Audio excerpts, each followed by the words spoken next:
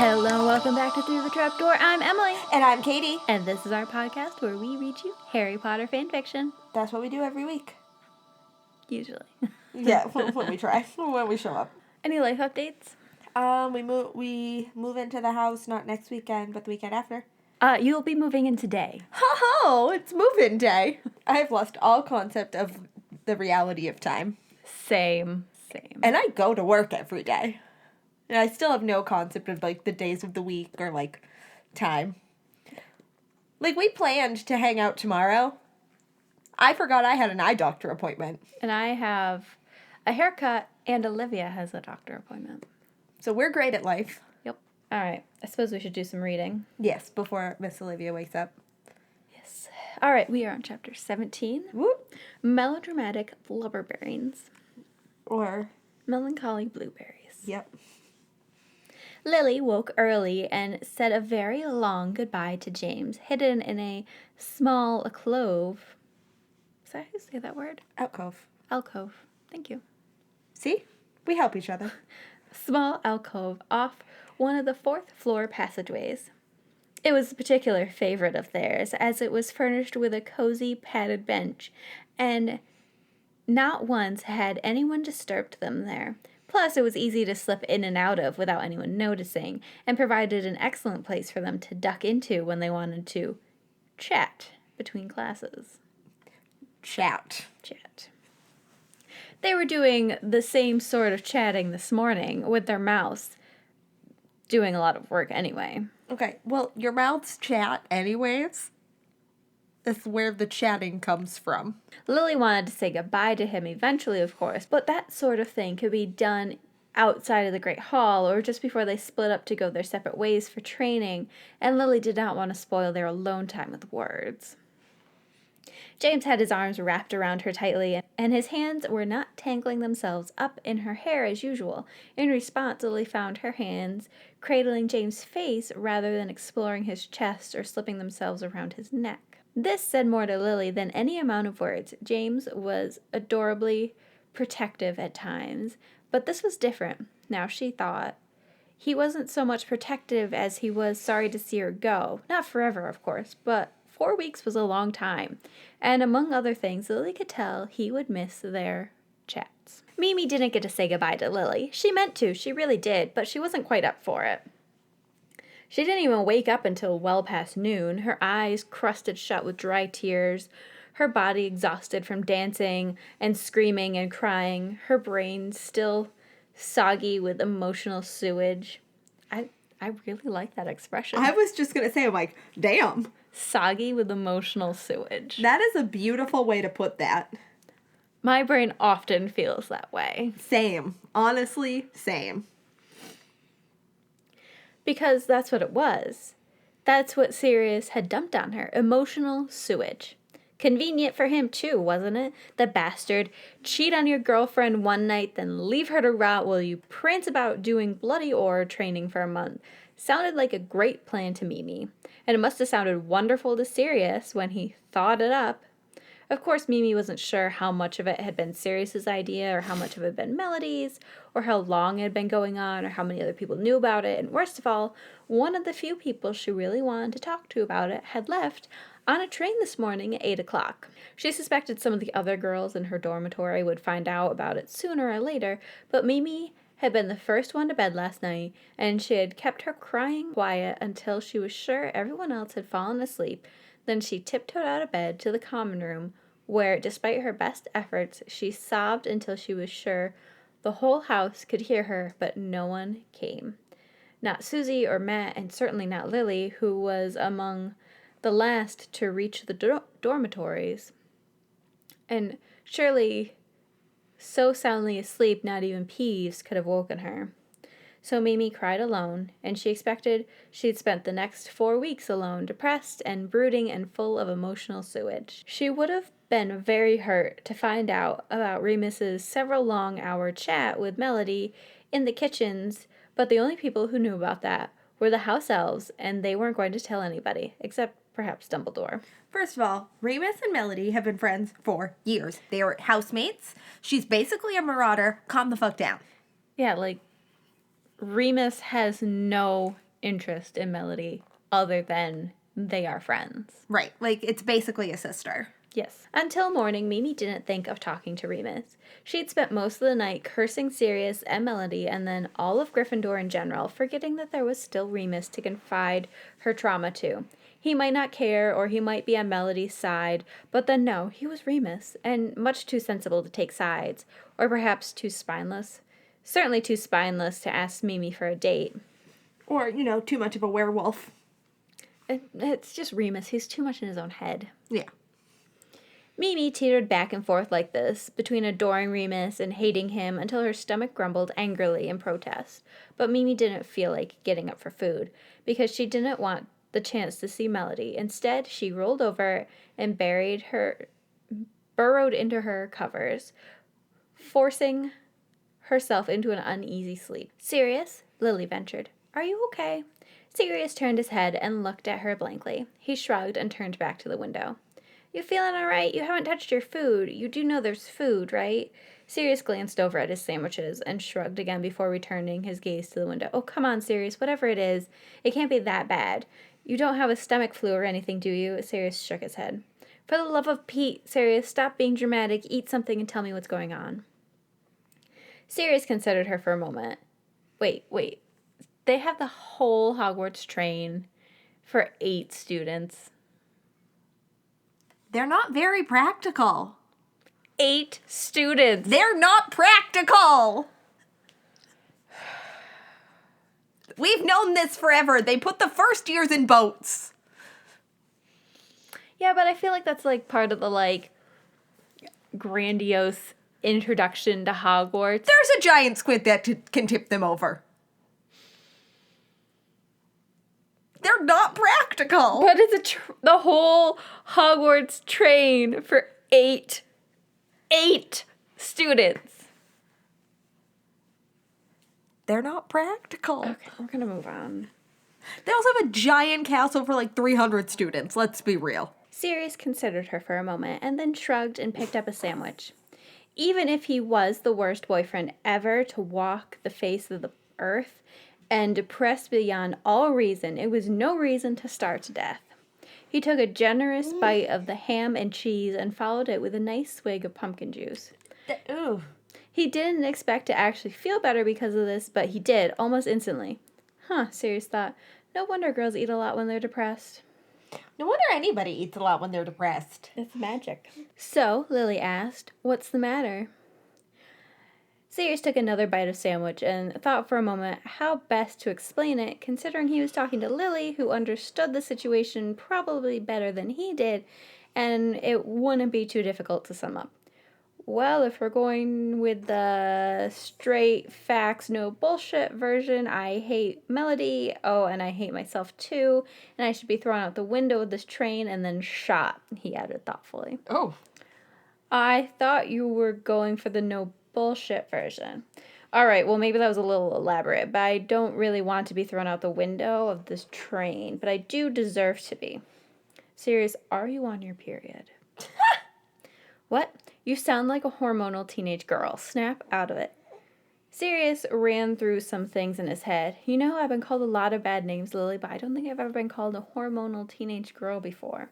That's probably a good sign, Lily reasoned. So, as Sirius and not as hormonal teenage girl, would you mind telling me what's going on? Sirius considered this and stalled by taking another particularly large bite out of his sandwich, nearly biting off one of his own fingers in the process. This whole eating thing was much more dangerous than people made it out to be. It's really not that dangerous, but okay, serious. Lily waited expectantly. Are you staring at Katie? Yeah. Do you want her to hold you? Please enjoy baby noises. I get to hold her. She really wanted Aunt Katie today. All right, Sirius said finally. But I'm probably going to sound like a hormonal teenage girl no matter what, because this whole thing was brought on by 2 hormonal teenage girls. And yourself, of course, Lily prompted. Since you deserve to be thrown out a train window and then shot, she added quickly before Sirius could. Right, Sirius agreed, pausing to think things over before continuing. I told Mimi I was going to stop mooning over Melody. and that she should stop mooning over Remus, and that we should take an honest stab at our relationship instead of just pretending at it. And then at the ball, Melody asked me if I wanted to go somewhere and talk, so we went to a deserted classroom, and then she told me that she loved me, and then she kissed me, and then Mimi walked in on us, and I think that's all. Mimi was real mad, though, and I bet you can imagine. Lily's eyes went very wide. All right, she said, pausing for a moment to process this information. Well, the bit with you and Mimi taking an honest stab at your relationship, I didn't really see coming, but the rest of it I kind of did. Sirius narrowed his eyes. What, did Melody plan this or something? No, Lily said, shaking her head. Melody may be a stupid hormonal teenager, but she's not mean. She'd never have put herself in this situation on purpose. Well, then how did you know it was coming? Because I knew how Melody felt about you, Lily reminded him, taking a drink of her pumpkin juice. And so do you. If I recall, James told you Melody was lying to you. Why you ever decided to go out with Mimi in the first place is beyond me. Well, see, that's part of the reason I deserve to be thrown out this train window and shot, he said, and told Lily about he and James's failed plan to make Melody jealous. Lily groaned. Sirius, are you serious? Yeah, I mean... Sirius shrugged. It seemed like a good idea at the time. Everything seems like a good idea at the time when you're 17. All right, first of all, when we get back to Hogwarts, remind me that I want to wring James's neck for thinking of such an idiotic plan. Second, Sirius, are you completely daft? Lily yelled, throwing her unwrapped sandwich at him. He cringed for a moment before realizing she was throwing food at him, and then because he'd finished his own sandwich, he unwrapped Lily's and bit into it happily. Why did he unwrap her unwrapped sandwich? Sirius, she shrieked. That sandwich is supposed to be for later. Oh well, too late now. Sirius reasoned, taking another bite. Lily glared at him, and then snatched his other sandwich away before he could eat that too. Second, Lily repeated, why, of all the girls at Hogwarts, did you have to pick Mimi? Sirius chewed and thought about this for a moment. Well, he said finally, she was the only other girl I really knew. I mean, yeah, I know Kim and Lorelai and Arabella and Susie and Noelle and Christine and Izzy and Emily and Holly and Sarah and Pauline and Leah and Cassie and... All right, I get the picture, Lily interrupted. You know a lot of girls, so why not pick one of them? They're all great and all, but I dated a lot of them in 4th year, and that just wasn't fun. And besides, if I really started dating one of them this year, it'd look really suspicious, don't you think? Without any kind of, I don't know, preliminary whatever. Lily raised one eyebrow. Yeah, because you and Mimi wasn't just totally out of the blue. At least I could carry on a conversation with her, he pointed out. Wasn't it better than asking out some random Hufflepuff? Lily thought about this until it almost made sense. All right, but why, Sirius? What made you think that this was ever going to work? Well, it did, didn't it? Sirius pointed out. Melody told me that she loved me and then kissed me. I mean, that was good. Except the part where you were cheating on your girlfriend who you actually happened to like. Yeah, that part didn't work out so well, Sirius agreed. Of course, I also don't get why Mimi decided that she wanted to go out with you. Hey, what's that supposed to mean? Oh, I don't know, Sirius. I mean, aren't I devilishly handsome and witty and charming and utterly smashing on the Quidditch pitch and smart and refined? Shut up, Sirius. Sorry, it's just when I get going on my attributes, it's awfully hard to stop. Okay, Sirius. At least you're not being a hormonal teenage girl anymore. Hey, it is cheerful, isn't it? I'm in the mood for a snack. Do you want some cauldron cakes? You have cauldron cakes? Sure, Sirius said and began digging through his trunk. Where did you get cauldron cakes? From Hogwarts? Sirius said quickly, before we left. Lily raised her eyebrow doubtfully, but accepted the cauldron cake. Raid the kitchens or something, she said. Or something, Sirius agreed. Sirius really was devilishly handsome, Lily noted, biting into her cake. Too bad she was dating James, or she might somehow have been able to get on the serious romance drama. She took another bite of cake and thought about this some more before realizing how ridiculous it was and snorted in laughter. Sirius gave her a very odd look. You feeling all right there, Miss Piggy? Oh, stuff it, Sirius, Lily said, still buried in her thoughts. She backtracked a bit. By now, and was kind of stuck on the spot where she casually mentioned she was dating James. Her lips curled up happily. Now what are you thinking about? Sirius demanded. You can't just sit there and think about all these things when you're in the company of someone else, Lilybean. It's very rude. We haven't discussed many times haven't we discussed many times how I feel about the name Lilybean? I've never heard you protest when James calls you Lilybean. Well, that's different, isn't it? Since James is You're what, Lilybean? Lily glared at him a moment before finishing. My boyfriend. Your boyfriend? No kidding, Sirius said, slightly surprised.